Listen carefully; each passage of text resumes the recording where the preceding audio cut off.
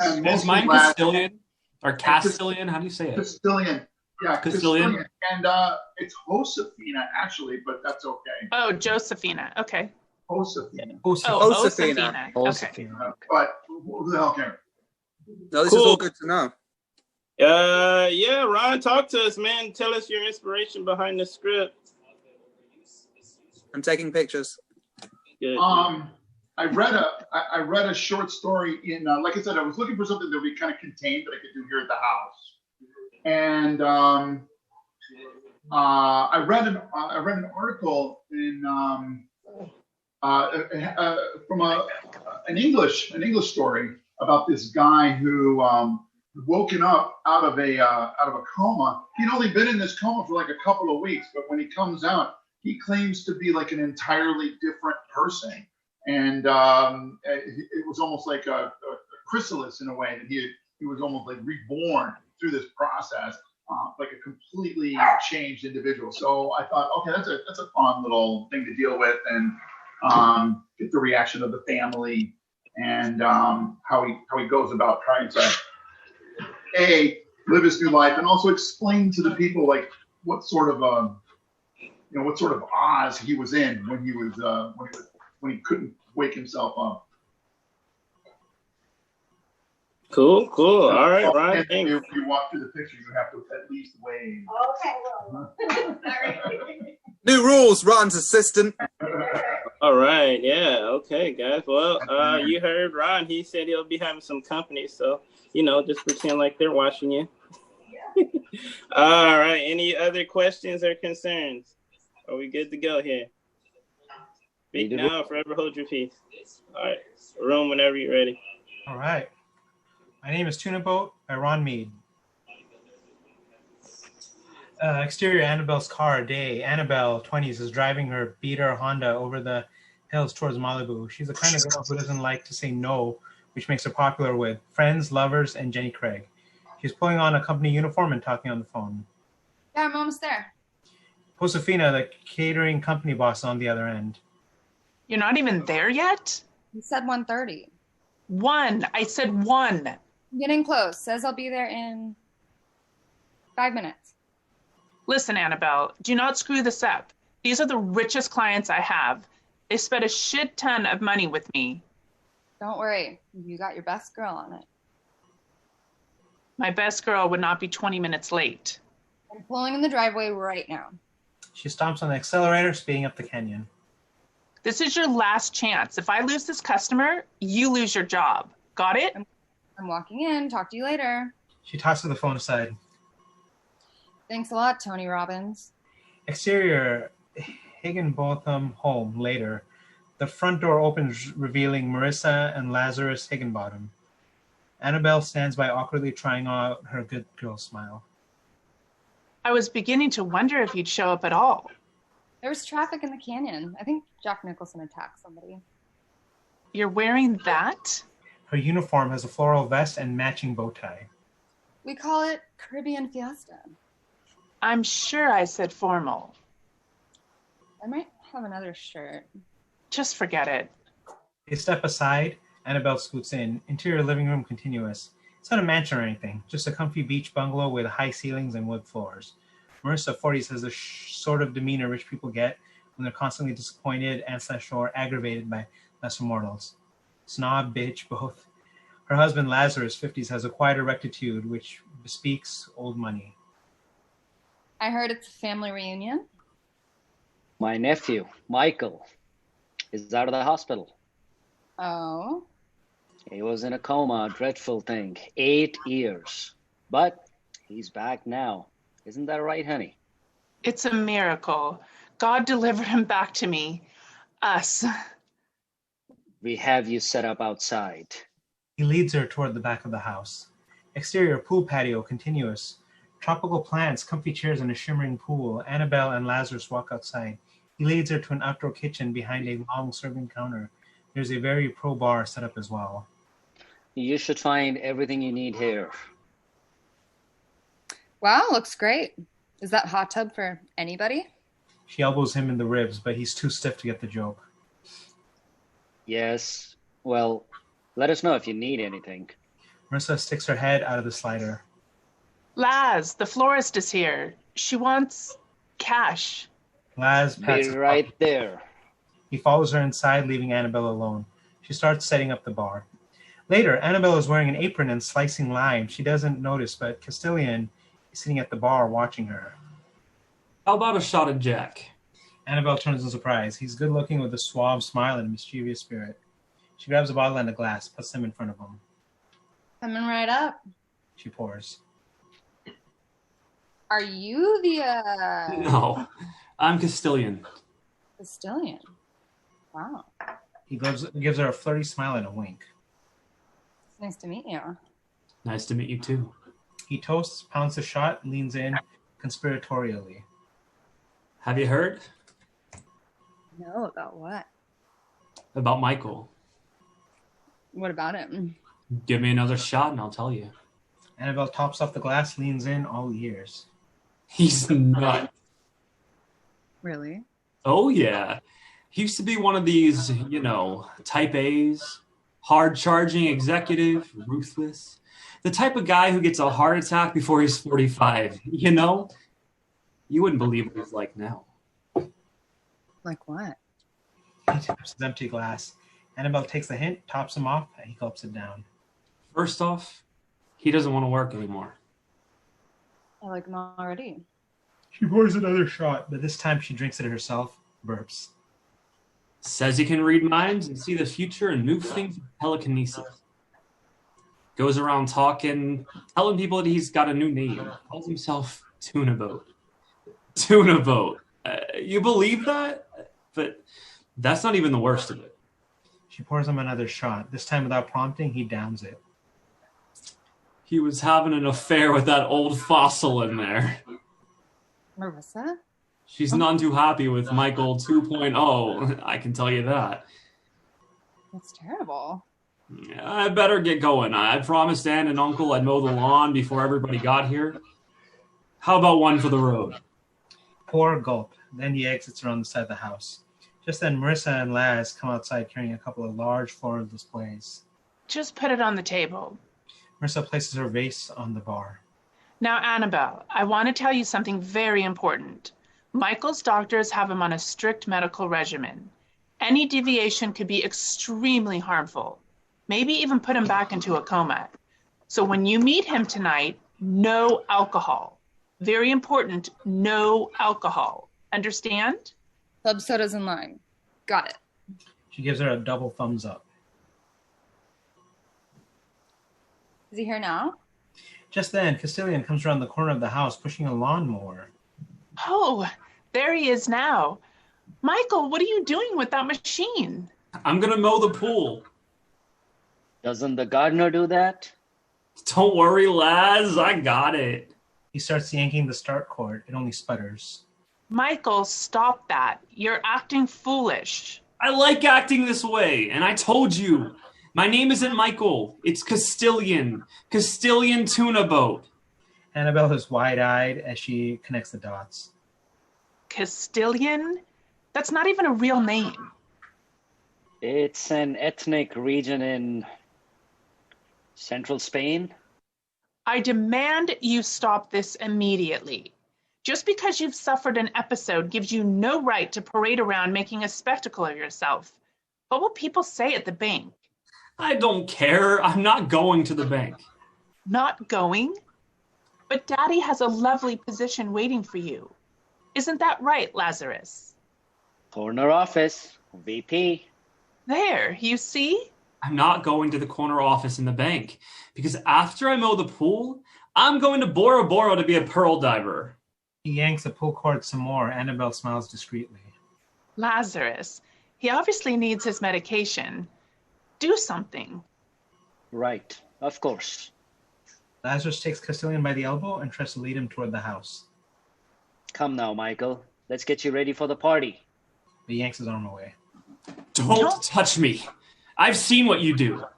He smooths his shirt, composes himself. I want her. Points at Annabelle. Yes. Can you bring me something to wash down my crazy pill? She looks back and forth between Marissa and Laz. Marissa waves away the annoyance. I'll be in my room. He enters the master bedroom, leaving stunned silence behind. Don't upset him. He's fragile. The doorbell chimes. Ding dong. Marissa huffs an annoyed sigh and goes to answer the door. Interior master bedroom continuous. Annabelle enters through the slider holding a glass. So, are you in here? I brought club soda. Michael? Stillian? She eases inside. Castillion's in the interior master bath continuous. He has socks on his hands and he's having a puppet show in the mirror. Annabelle watches from a distance. On his left hand is a black sock. That sounds like a street tough. On his right hand is a plaid sock with a Scottish accent. Hi, Tuna. I've got a wee secret. It's time you heard the truth. You don't know shit. I do know the truth. I've seen it. We're in danger, mate. We've got to make a run for it. Now! Don't listen to that pussy. Running away don't solve nothing. Never has. What you gotta do is get a gun. That way. Tuna? There's someone here. I'm done. Castillion turns around and sees Annabelle. I brought water. Castillion doesn't respond. The socks look back and forth between them. Say something. Aye, Lassie. Pleased to make your acquaintance. Not you, Braveheart. Maybe I should come back later. No, it's okay. I'll talk to you guys later. He tugs off the socks, takes the water glass from her. I need this. Thanks. Then he grabs a pill bottle off the counter, dumps out a huge handful. It was a lot better on the other side anyway. And shoves them in his mouth. Annabelle shrieks. What are you doing? He grabs him, spins him around to the sink, pushes his head down. Spit them out! Spit them out! Now! After a brief struggle, he spits. Annabelle lets him up, both panting a little. Are you crazy? A little. Look, I really need this job. You gotta just hold it together for 6 hours until I can get out of here. Take me with you. To where? Bora Bora? Your ex-boyfriend won't be there. Are you looking at my Instagram? Wait a minute. You came home early, found him on the couch, having sex with your roommate. Like a drunk rodeo clown riding a bull.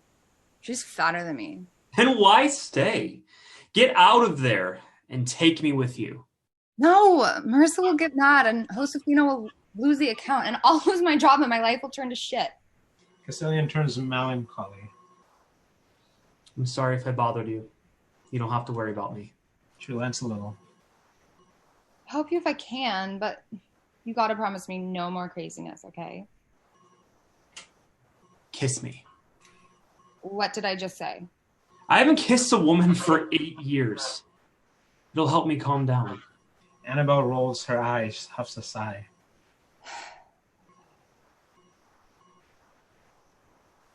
He kisses her, chest and tender. Annabelle pulls back and a little woozy. I see color. Annabelle is confused. I didn't say anything in the hospital because I was afraid they'd make me stay. But I haven't seen the world in color until just now. It's beautiful. Suspicious and confused, Annabelle backtracks to the door, tugs it open, stumbles out. Castillion starts whistling a jaunty tune. Takes his tuxedo out of the closet and lays it on the bed. Master bedroom later. Castillion is half dressed in his tux, standing in front of the mirror, struggling with a bow tie. Knock, knock, Marissa enters. There you are. Still not dressed? Let me help you with that. She stands in front of him, knots his tie. I'm glad to have you back. No response. You know, I prayed for you. You. I know. Can you believe it? Went to church, bake sales, everything. You baked? Gelson's. Oh. But all that time on my knees was worth it. It worked. To have you back in my life, to hold you. She hugs him, grippy and desperate. He's surprised. Oh, Michael, do you remember how it was? How we were? How much you meant to me? I haven't forgotten. I'm still here. I remember. Do you? Do you remember Vancouver, Cancun, the Azores, that night on the beach? You said you loved me. Come back the way you were, Michael. He grabs her by the shoulders. It's Tuna Boat. Castillion Tuna Boat. It's like a slap across the face for her. You're cruel. You're torturing me. The man you're looking for didn't make it out. Only I survived. Marissa tries to compose herself. You just need more time to recover around people who love you. I can't let you go again. I won't. She exits, wiping her eyes. Interior, Lazarus' study, day. Oriental rug, big desk, green leather chairs. He's on his hands and knees looking in the closet. Interior closet, continuous. He's opening a safe. Clank whoosh, it's open. He takes out a stubby little revolver, holds it up to his face, examining it carefully. Won't let him go, huh? We'll see about that. Exterior pool patio night. The party is in full swing. A diverse and well-heeled crowd has arrived. Standing around talking little groups and nibbling off tiny plates. On the lawn area, Castilian is holding court as the debonair guest of honor. His tux and hair look great. No signs of craziness yet. Bar area. Annabelle is busy mixing drinks, but she keeps a careful eye on Castilian from a distance. Patio area. Marissa is talking with some grannies. She's bored and keeps sneaking around, worried glances towards Castilian too. Bar area. Annabelle is turning around, washing some glasses in the sink. How's about a wee drop of your scotch, lassie? She whirls. Castilian has made his way to the bar. He's got the plaid sock on his hand. Alarmed, she reaches across the bar and rips the sock off. You promised. You're right. Just give me a water. She pours, slides it to him. Sarcastic gratitude. You know, you're in pretty good shape for someone who was in a coma for 8 years. Nowadays, they have physical therapists come in and give you a full body workout twice a week. I'm in the best shape of my life. I even lost 10 pounds.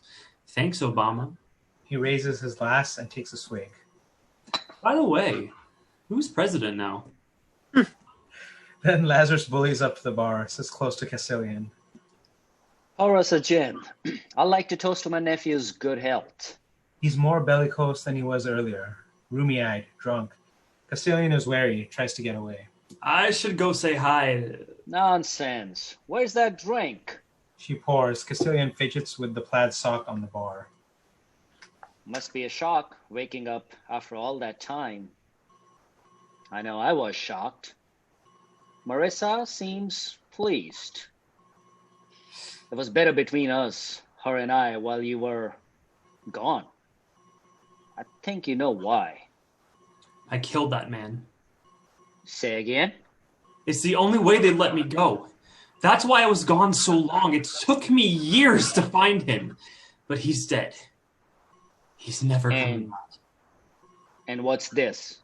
An impersonation? I know you don't understand. But it's true. I'm Tuna Boat. Michael doesn't exist anymore. Well, my wife isn't convinced of the difference. Neither am I, quite frankly. I can prove it. CG, the falconer, told me he'd seen Michael at the UU's palace. Whether a guest or a prisoner, he couldn't tell, but it was the first solid lead I'd had in years. Everyone turns to see Marissa has joined the group. Come now, Michael. This is simply unacceptable. Indulging in these fantasies is not helping you get better. Listen to me! Look around. These people are your family, your friends.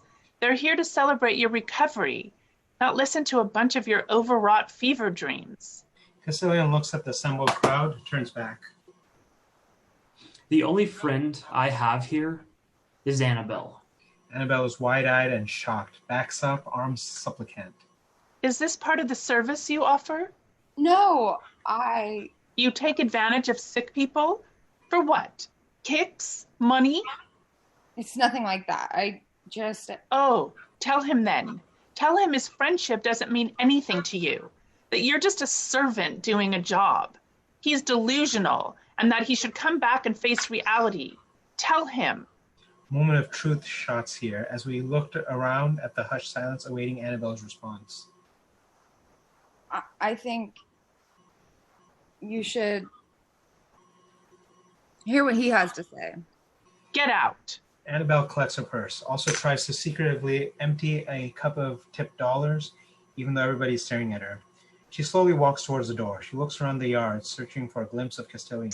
She spots him in the far corner playing with some pool cleaning equipment. He's ignoring her. She shakes her head, reaches for the slider, then I was riding my horse, Samson, across the desert for 3 months. He's got the long pool brush pole between his legs, riding it around the pool like a bronco. Stops. Annabelle is temporarily ignored as everybody turns to watch his bizarre antics. I dare not tarry. The Lapichettis were on my tail the entire time. Together we pushed the very limits of human and equine endurance. Hee-yah! Everyone knew the map maker, Botarongo, was a drunkard.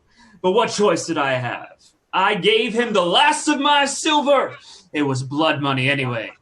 He snatches a woman's sparkly clutch purse and throws it down on the bar. He swore to its accuracy, but I soon discovered whole sections were incomplete or missing where he had, no doubt, passed out drooling over the ink.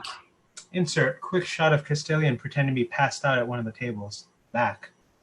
I cursed him as I rode on, trusting only the stars and Samson's innate sense of direction to guide us. He shakes his fist at the night sky and pretends to gallop around some more. He stops, dismounts in front of a towering row of mission arbor vitaes, looking up. Then, on the 100th day, I reached the Ornithian Mountains, grander and more vast than even my imaginings foretold. But how to find the pass? I spent another month fruitlessly searching blind canyons and almost lost my life several times to the most gruesome beasts inhabiting time. He grabs a serving spoon from the buffet and swings it around like a sword. Jab, parry, thrust, macaroni flies. Desperate to stay ahead of the Lapichettis, I traded Samson to some desert huckers in exchange for an amulet. They swore they would reveal the location of the Yu-Yu's palace. He looks down at his hand. He's holding a chocolate chip cookie. And my page won't turn, I'm sorry. Okay. Such was the depths of my anguish that I went openly as they led my beloved companion away. And I like to believe he did as well. Castilian kneels by the pool and gently nudges a horse head floaty. It drifts slowly away. We hear a distant faint neighing of a horse. Annabelle, still standing near the doorway, gets emotional too. Castilian heads for the bar like he's a traveler desperate for a drink. They make room for him.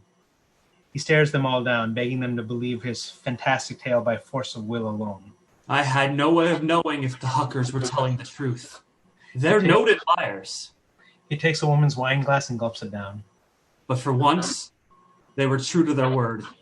And on the advent of the next full moon, the amulet glowed red, revealing an arrow which pointed to a secret trail. He takes a bite out of the cookie. Garden wall, continuous. Castilian jumps onto a raised garden bed and starts pushing through some oleander bushes. I ascended that very night without regard to proper provisioning. A hasty decision I would regret bitterly in the weeks that had followed. He balances himself atop the narrow wall and tiptoes along. The route was a torture. The trail was loose and rocky. I was beset at all times by fire ants and little plants that spit poison. He pantomimes shooting a bow. A lucky shot of my bow brought down a hill deer. Its flesh sustained me for several weeks. He grabs a beach towel and with a flourish, pulls it over his shoulders like a cape. I wore its skin as a rough cape. Even as it grew rancid on my shoulders, I didn't care. He jumps in the pool, tucks and all. I hadn't reckoned on the snow. Knee-deep drifts slowed progress to a crawl. He slogs to the shallow end, leaning in, stops suddenly, turns around. Many times I considered giving up and going back, but I knew if the elements didn't kill me, the Lapichettis would. He continues to the other side, hops out. A storm raged. I sought refuge in a small cave. He scurries over to the bar and hunkers down under the overhang, pulls a beach towel over his face, peers out. I discovered a nest of hatchlings. I'm not sure of the breed. Ornithian falcons, most likely. I ate them entirely, bones and all. He reaches up to the bar and grabs a shrimp cocktail, shoves it into his mouth with his bare hands. On the 6th day, the storm broke, and there, against a blazing blue sky, was Yu-Yu's mountain fortress. I'd been right in front of it for days. The iron gate soared to a height of 100 feet at least. The battlements were carved out a mountainside at least 3 times higher than that. What could I do? I knocked. He knocks on the pillar supporting the bar. It opened. One of the Yu-Yu's wives led me to a battle chamber. All around were red bricks and flickering torches. I believe the Yu-Yu himself was watching from a balcony high above, but said nothing. Michael was chained in the center of the room. He was not happy to see me, I can assure you. He pretends to brandish a sword. We hear the unsheathing. Shrink. The end was rather pedestrian. I'm afraid. He begs for his life. I refused. His sins were too great, as you know. I dispatched him with a single thrust. He thrusts forward, but then goes down on one knee, clutching his chest, agonizing pain. But I felt the pain going through me as well. He staggers back to the bar. The Yu-Yu bade me rest for the night, and then I woke up in the hospital. That was 2 weeks ago. The spellbound crowd offers him a smattering of tentative applause. He accepts like a humble vaudevillian. Everybody's impressed and entertained, except Marissa and Laz. I begged God for a miracle, and this is what I get? This? Maniacal ravings? All I want was for you to come back to me, to let me love you again. I begged you to take me back, but instead of treating me like a human being, you'd rather drag my soul through this garbage? The party-goers are shocked by the admission. They owe and awe, huddling close and checking each other's reactions. Cassilian walks up to Annabelle, who's still standing by the door. Let's go. Okay, well, I guess you guys can just, help yourselves until about 10 or so. They turn to enter the house. A gunshot. Bang. They whirl in shock and surprise. Laz has his revolver aimed at Marissa. She's holding her guts, her face frozen into a silent scream. I cannot be married to a woman without dignity. You have debased us both. He shoots a bunch more times. Then Marissa stands up straight, looks down at her hands, clutching her stomach. They're clean, no wounds, no blood. Cassilian is standing nearby, holding his hand up like Jesus, shaking with force of will. Then he drops his hand like he's swatting a fly. Suddenly 5 bullets, which have been hovering in midair, fall to the ground. They skitter on the pavement. Some guests rush at Laz, wrestling him to the ground and taking the gun. Milady. Annabelle nods her head in wordless disbelief and lets him guide her out of the house. Fade 2. Exterior, Tropical Lagoon, day. The picture has washed-out quality, brown and brassy, like antique film. Annabelle sits in an outrigger canoe wearing a sarong. Flowers in her hair. In her lap is a little leather bag. She's opening oyster shells and dropping in pearls. Then Cassilian breaks the surface of the water next to her. He hauls up a fishing net full of oysters and drops them in the boat. She bends down to kiss him. He hauls himself into the boat, starts paddling for the shore. Fade out.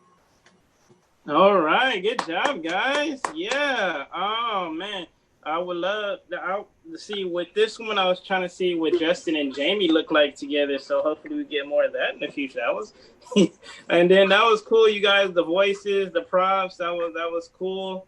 I don't know if you turned off the lights on purpose, Carolyn. What happened? No, it's just bright. The lights. Okay, cool. Just make sure you get it. But yeah, let's open up for conversation. Let's talk to Ron here. Yeah. Good job, man. Ron, I think it's a really quippy, good script. Thank you. It's got a really nice pace to it. Mm-hmm. I have a question. Is he talking smack about himself? Like his previous guy sleeping with the... Okay, because I thought that was interesting. When he goes sleeping with that old relic, he's talking about himself doing that before the coma, right? Yeah, in that scene, he is definitely talking about himself. Yeah, when he's talking about himself in the third person. Yeah. Okay. No, that was cool. It just took me I had to figure out. Yeah, so I was really banking on Annabelle being more surprised. She doesn't know that this guy, and so it's really her surprise later when she finds out that it's him all along. Oh, okay. So everybody else is obviously they're used to it, and Right. she's that new outside entity that's. Or the fact that she's already given him 5 drinks when she's not supposed to give him anything. Mm. Right. She That knows. was actually the place, Ron. Even I was kind of, if Annabelle, when she finds out that who he really is, I think a little bit more towards her going that, oh shit, what the hell did I do? I'm just gonna lose my job and my life is gonna go down shit. A little bit more dialogue with something over there would have connected it well, because I kind of felt like it just, when she found out, it just jumped to the other side, and nobody cared about, okay, she just served alcohol to somebody who's been in coma for 8 years.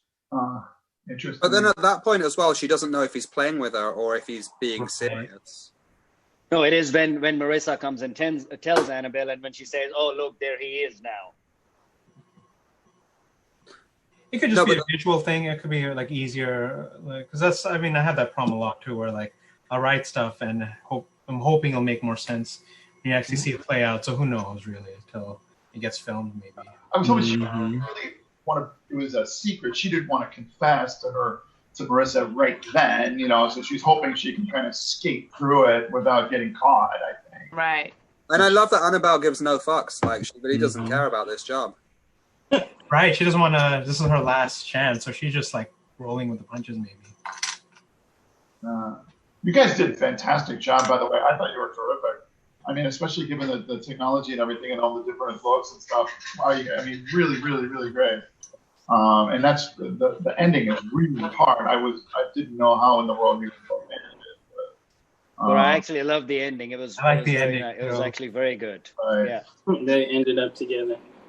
It's weird. I always see it when he's telling the story. I sort of see the story, even though if I did it in my backyard, I wouldn't show any of it. You know what I mean? It would just be the yard and the pool. You know what I mean? That's it. And so I don't know how much of it really translates to film. You know what I mean? I get a little nervous. I thought it was very detailed. You were saying like what happens at different parts of the house. Like that's because even though it's still one location, there's still different places within that location. So I thought you set that up pretty well. Yeah. We actually do a lot of filming here at the house. So did you model it after your own house? Yeah. Okay. We rent out the house quite a bit for filming. So okay. I've seen it helps. It helps when you know what it's going to look like. Yeah. You know where you're shooting it. That helps a lot. So just checking, you have a pool run. Yeah, we have all of that stuff. We have like a little outdoor serving area and a little all right, I'm gonna swim in little it. pool. And but the pool is only like, party at Ron's house. come on over. Let's reenact it at your house. Let's do it. We'll I see you heard tomorrow. just that Castilian has so much text, like that huge monologue. So a lot for him to work with to loves that. Like show his character, and then everyone else there are like very subtle moments to show like the dynamic between the husband and wife, and like when Annabelle takes a really high status over Marissa takes a really high status over Annabelle, so it's like the other characters have like very small windows to like reveal their. I noticed that as well. Brian, I gotta hand it to Brian though, because I forgot that like I was supposed to narrate because I was just so focused on what he was doing. I had a job to do. So. I'm honestly really wishing, and I'm sorry, I apologize, Ron, that I had read this prior, because when I got to that monologue stuff, I was like really going acting instinct all the way. I was like, I'm not sure what I'm doing with this. I'm just You had the right instinct. You played it up, and I think that's really a key thing. It's really a very larger than life. You know what I mean? You were pretty fearless with it. I liked it. Yeah. One of the things that made me nervous about trying to film it, I thought, how would I find anybody that could pull this off? Found him. Physical and What'd she say? You found him. Found us. That's your Castilian right here. Ryan's a cheap flight as well, Would if when you film this, would you have the same person also do the socks as well? So it's all supposed to be another thing. So he's doing his little argument, his three-way argument by himself. Okay. So you need to know how your Scottish accent sounds. Did it have me as Scotch last night? Can anybody do a Scottish accent? Time to hire that accent coach. Yeah. I've never done Scottish. Let me make a call really quick. Yeah. Well, if you can stop bullets in Scottish by midair, Tuesday. If he can Like stop bullets Susan, in you got it. midair, he can be 3 different people. You know, it's like Yeah. it could be different voices, just like we did in the read too. You know. Or like Mhm. I don't know if any of you guys have seen The Boys, where Oh yeah, the Finn, right, or whatever. it was Gil. Patton Oswalt, wasn't it? Yeah, Patton Oswalt is the voice of his gills. Yeah. Which is genius. Have you That guys was in his seen, head, though. That was in his United head. States of Terra? What was that, Karen? United States of Terra. Oh yeah, yeah. Oh. But Yeah. she's still playing all those characters herself, though, right? It's not like Yeah, different actors. not at the just same coming time, in. but yeah, it is the same act. She has multiple. Right. No, what I'm saying is for the Sock, since he's so like crazy, you could even have different voice actors just to show that he's that insane. That Mhm. Yeah, definitely. That's very interesting. I had not thought about that. That's very interesting. That could work because it's just coming out of his head anyway. Right. It's from but his head. everybody else so- can still see it, though, right? Everyone else still sees the Sock. Right? Yeah. Well, they would see the socks, but it would be interesting if it was coming like from his head. Oh You would my hear what was happening because that was the voices he's saying. You can go so many layers with this. Like, what's real? And Ron, I feel like you could film it and make Brian do it, and if he's not very good, you can just dub over him. Yeah, we can get a voice. Yeah, both options. All the options. It's okay. Couple of us can pretend the Scottish and all that accent and talk in the background of the OS. Is it Rohit? Yes, it is. I really liked your affect too. I mean, obviously, not the patrician ideal that I had in mind, but man, you really played it very well. Well, I appreciate it. I was actually hoping for a little bit more lines and more. I'm sorry. I just mean, if I mad and angry. Very obviously key in the end, right? So that's your arc. You do definitely have an arc there of taking your revenge on your wife. Yeah. I kind of made it up where I've known it all along, and I'm now all that is boiling inside me, and now finally I'm like, you know what? Snap. Freaking forget it. I can't live with this crap anymore. I thought it was really good, and I appreciate it. good too. Yeah. Oh, thank you. You definitely could have had some more dialogue in there. Yeah. Marissa definitely has like this sort of arrogant, dismissiveness. The one way she talks, and you nailed it very well. Oh, thank you. So I was really surprised. It was such a treat, guys. I don't know how many times do you do this all the time? We do. Like once or As twice. much as he'll have us. Is this a once a week? You haven't been here in a while, JD, huh? You've been like a month. I only missed like 1 week, guys. I know that I left a big void in everyone's hearts. But... Yeah, we was like, "Where's JD?" Everybody attacked me, man. I was. Were you here scared. 2 weeks ago? I don't remember. No, it was last Maybe I week. wasn't here then. Maybe We've been avoiding each other. We were on Maybe. different days. we have beef. Yeah. He And you hasn't come been up with a new responding to my tagline. I text. feel betrayed because you convinced me you couldn't walk. I feel like my emotions were played with. You need some time to recover. Yeah.